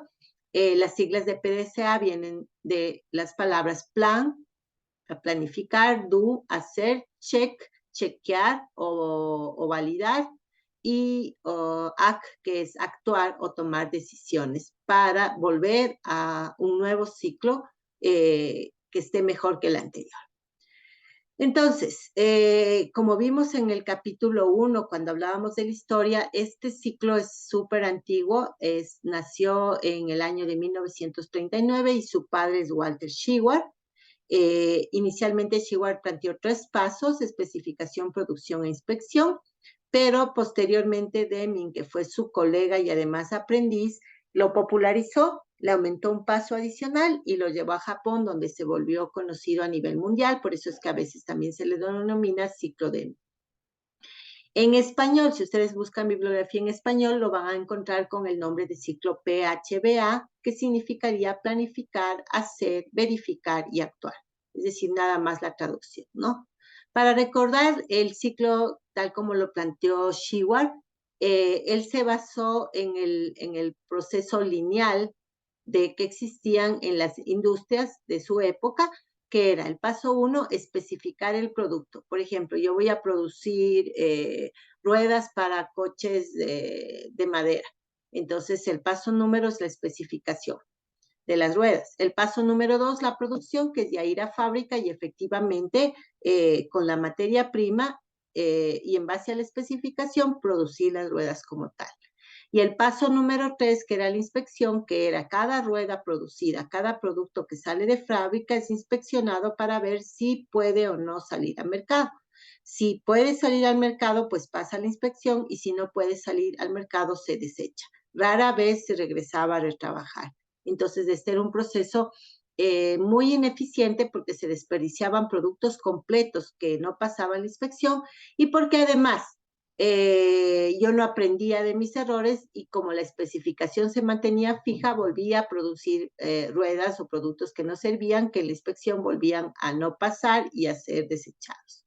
Entonces Shewhart dijo, lo tenemos que hacer circular. Yo voy a especificar, voy a producir, voy a inspeccionar, pero al inspeccionar no me voy a contentar con solamente botar a la basura los productos que no sirven, los productos defectuosos, sino que también voy a retroalimentar la especificación. Entonces, si por ejemplo mi producto era bombillas de luz y al inspeccionar veo que el defecto es la soldadura del alambrecito que está dentro de la bombilla con la base, porque esa soldadura es muy débil y a veces se rompe o se zafa, entonces lo que voy a hacer es cambiar la especificación para puntualizar dentro de la actividad de soldadura que debe ser una soldadura doble, no una soldadura simple. De tal manera que al producir con esta nueva especificación, yo logro unos productos que al ser inspeccionados, si es posible, ya ninguno o muy pocas de las bombillas tengan el problema de la soldadura zafada. Entonces, sí ves cómo yo he logrado aprender de la inspección, no solamente desechar los productos defectuosos. Entonces, ese fue el gran aporte de Shewhart al volver el ciclo, al volverlo cíclico en lugar de la visión anterior que era lineal. Entonces, dicho eso, esta es la definición oficial del ciclo PDCA dada por Deming. Dice el ciclo para la mejora continua, y noten la palabra continua, es decir, nunca se acaba. continuamente se mantiene dando vueltas y cada vez mejor, ¿no? El ciclo de mejora continua PDCA, también conocido como ciclo Shewhart o ciclo Deming, propone un enfoque sistémico para la resolución de problemas y el control de procesos que consta de 4 pasos: planificar, hacer, comprobar y actuar. Entonces vamos a ver rápidamente cada uno de estos pasos que son bastante obvios, ¿no? Por eso también es bueno, es muy bueno este ciclo porque es muy fácil de entender. Entonces la planificación, como sabemos, consiste en establecer objetivos, que en nuestro caso serán metas de cambio, porque acuérdense que estamos dentro del contexto de mejora de procesos y sabemos que toda mejora básicamente depende de hacer cambios. Si yo no cambio, no voy a mejorar. ¿Sí? Entonces, establecer los objetivos o metas de cambio, así como las actividades y los recursos que voy a necesitar para obtener resultados medibles. Entonces, establezco un cronograma, en ese cronograma pongo responsables, también señalo qué recursos voy a necesitar, aparte de la gente, que podría ser materiales, equipos, software, etcétera, ¿no? Y entonces defino cómo voy a medir el objetivo para poder cuantificar lo que voy a hacer. Esa es la planificación. El paso siguiente es el do, que sería el hacer. Entonces aquí simplemente sigo mi plan, ejecuto las actividades que planifiqué. Aquí se sugiere que en proyectos grandes se haga a pequeña escala primero, es decir, un pequeño pilotaje. Por ejemplo, digamos que lo nuestro era implementar el uso del INTERS por parte de los desarrolladores. Y mi empresa ahorita tiene unos 6 proyectos de desarrollo y en total tiene unos 60 desarrolladores. Es una empresa grande. Entonces, a pequeña escala sería coger el proyecto más pequeño, digamos un proyecto de 4 meses donde están 3 desarrolladores y ahí implementar el cambio a manera de pilotaje, ¿no? Entonces, hago un ciclo PDCA solamente en este pilotaje con estos 4 desarrolladores. Aprendo de mis errores en ese ciclo y en el siguiente ciclo ya lo aperturo a una escala mayor. ¿Sí? Entonces podría ser un do en pequeña escala para probar posibles efectos. Y obviamente debo recopilar datos para poder hacer el análisis, que es en el siguiente paso. Entonces, mientras hago el do, voy haciendo la comprobación o verificación. Voy midiendo los resultados reales y los voy comparando con mis resultados esperados, que es básicamente mis objetivos, ¿no? Y entonces voy determinando la diferencia. Digamos que mi objetivo era lograr que el 100% de los desarrolladores comenten el código. Y en el primer ciclo yo me doy cuenta que en mi pilotaje de 4 desarrolladores, 3 sí comentaron y 1 no comentó. Entonces mi resultado real fue 3, 6, sería 66%, por decir algo, versus mi meta que era 100%. Entonces determino esa diferencia y digo, bueno, ¿qué puedo hacer para mejorar la próxima vez? Aquí puedes utilizar gráficos que te permitan observar tendencias en base a los datos recogidos y con esa manera gráfica de ver las tendencias, poder tomar decisiones en el siguiente punto, que es actuar. Entonces, en actual yo analizo las diferencias entre lo obtenido y lo esperado. Digo, a ver, ¿por qué? ¿Por qué si yo me propuse 100%, solo conseguí el 66%? ¿Qué pasó? Yo di una capacitación, pero a una persona tal vez no aprendió. O veo y sí aprendió. Entonces digo, sí sabe, pero no quiso hacer. Entonces, ¿por qué no tuvo la voluntad? Entonces, haciendo este análisis, yo puedo determinar las causas. Y entonces encuentro la causa y aplico otra estrategia para la siguiente pasada del PDCA, ¿sí? Entonces, esa es básicamente la actuación. La actuación consiste en base a un análisis de lo que yo quería versus lo que yo logré, de la expectativa, de la realidad versus la expectativa, yo tomo acción y decido hacer algo diferente la próxima vez. Esto visto gráficamente se ve más o menos así. Me voy a saltar al gráfico y luego regreso a la diapositiva anterior para no perder la idea. Yo, en este punto de la vida, la X es el tiempo, ¿no? Y la Y es la mejora en calidad. Entonces, es una cuesta arriba, porque no es fácil, requiere un esfuerzo en tiempo, en dinero, etcétera, ¿no? Entonces, en el punto número 0, yo estoy en un punto de calidad. que podría ser muy bajo, mediano o relativamente alto. No importa eso, pero estoy en cierto punto. Entonces, en este punto, que es mi punto actual de calidad, yo ejecuto un ciclo, una rueda PDCA. Planifico, ejecuto, verifico y actúo, ¿no? Y entonces, cuando acabo de ejecutar esta rueda y tomo una decisión en la actuación, es cuando se mejora, es cuando se genera un mejoramiento. Porque entonces yo empecé con 0% y ahora estoy en 66%. Evidentemente hay una mejora. Entonces ahora estoy aquí en 66%, pero recuerden que mi meta era 100%. Entonces establezco otro ciclo y en este ciclo pues yo puedo nuevamente empezar a planificar, hacer, chequear y actuar. Denme un segundito, por fin.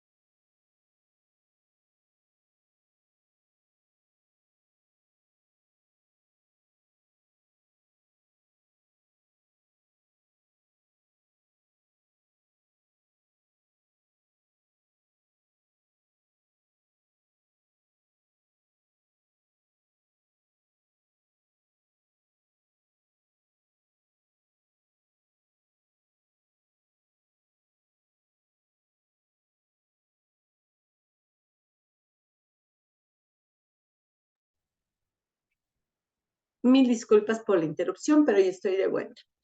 Entonces, como ven, en la segunda iteración yo he subido mi nivel de calidad inicial y además retroalimento mi planificación en función de las equivocaciones que pude haber cometido y al hacer la actuación hago el análisis y entonces tomo decisiones de cómo hacer distinto la siguiente vez. Una vez que esté aquí, seguiré subiendo esta cuesta de mejoramiento que es infinita, ¿no? Entonces puedo pasarme eternamente avanzando. Entonces, en realidad, el ciclo PDCA no es un círculo que se quede en el propio terreno, sino es una espiral. Entonces, en la primera vuelta yo estoy en la base, en la segunda vuelta estoy un poco más arriba en el eje Y, en la siguiente vuelta más arriba, más arriba. Entonces, es una espiral donde conforme das la vuelta en el ciclo de mejora, vas evolucionando y vas mejorando tu calidad y vas mejorando continuamente también. Entonces, esa es la base del ciclo. Entonces, ya para terminar solamente esta última diapo que me salté, que son unas conclusiones generales de cómo funciona el ciclo, y la próxima clase lo vamos a ver aplicado en una norma ISO, que es la norma 9001. Entonces, el ciclo PDCA nuevamente es un ciclo de 4 pasos que me permite implementar cambios organizacionales que, al ser seguido y repetido, nos va a conducir a mejoras, asimismo repetidas en el proceso en el que se aplica, que en nuestro caso va a ser el proceso de mejora, el proceso de desarrollo de software, pero que también lo podrías aplicar en cualquier mejora que tú quieras hacer en ti como persona en cualquier rol, como estudiante, como hijo, como tío, como padre, como pareja, etcétera, ¿no? Como deportista, como músico, lo que fuere, ¿no? Entonces lo puedes aplicar continuamente para ir mejorando. El aspecto más importante de este ciclo, y con esto voy terminando, es el paso actual. Porque en la actuación es donde yo hago el análisis y en donde yo decido volver a empezar nuevamente, volver a empezar un nuevo ciclo, pero con mejor conocimiento de causa. En el plan me faltó esta actividad. Lo que pasa es que esta herramienta no estuvo tan buena, la voy a reemplazar por esta otra. Lo que pasa es que me faltó tiempo, entonces voy a hacer un ciclo más largo. Lo que pasa es que me faltó capacitación en esto, entonces voy a tomar un curso para poder estar mejor capacitado para el siguiente ciclo, ¿no? Entonces, cada vez que reinicias un ciclo, puedes reformular tus objetivos y también, obviamente, tu plan. Y ahí está donde está la clave de ir mejorando tu estrategia de cómo mejoras, valga la redundancia, ¿no? Y como ya les había dicho, el ciclo PDCA es la base para otros marcos de SPI, de mejora de procesos de software, que vamos a estudiar después. Entonces, estando ya en la hora, nos vamos a quedar ahí. Nada más quiero recordarles que la clase de ayer que no tuvimos porque yo necesitaba un permiso para algunas cuestiones personales, la vamos a recuperar el próximo jueves a las 2 de la tarde. Entonces está ya aceptado por su decanato, porque recuerden que para la semana que viene, que es semana de integración, están establecidas 2 franjas para recuperación de clases. La una es de 7 a 9 de la mañana y la otra es de 2 a 4 de la tarde. Entonces, en nuestro caso, nos han asignado desde su decanato el próximo jueves a las 2 de la tarde. De todas maneras, yo les daré un recuerdito, jueves 10 de agosto a las 2 de la tarde para recuperar la clase que no tuvimos ayer, y con eso estaríamos iguales. Por otro lado, aún no he recibido yo información de qué pasa con la modalidad, si vamos a seguir en virtual o vamos a estar en presencial. Entonces yo igual les haré saber a tiempo si es que el próximo jueves nos vemos en aula o si nos vemos en este mismo enlace. Eso sería todo por hoy. No vamos a tener tareas extras porque necesito que avancen en los proyectos. Giancarlo, tú tienes una pregunta. Sí, Inge, casi me olvido. Emily me dijo que le dijera por favor que si le puede excusar la falta de hoy, porque ella sí estuvo casi hasta que nos tomó lista, pero tuvo que desconectarse porque tenía una entrevista. Ok, ¿qué apellido es Emily Montalvo, no? Sí. Ya, ok. Entonces ya le puse en lista, te agradezco por avisarme. Y nos vemos el próximo jueves. Yo les confirmo la modalidad, pero en todo caso la hora es 2 de la tarde. Que estén muy bien y ojalá nos veamos por ahí en Napoli en las distintas actividades de la semana de integración. Cuídense mucho y trabajen en los proyectos. Hasta luego. Gracias, Inge. Hasta luego. Hasta luego, Inge, gracias. Gracias. Gracias también.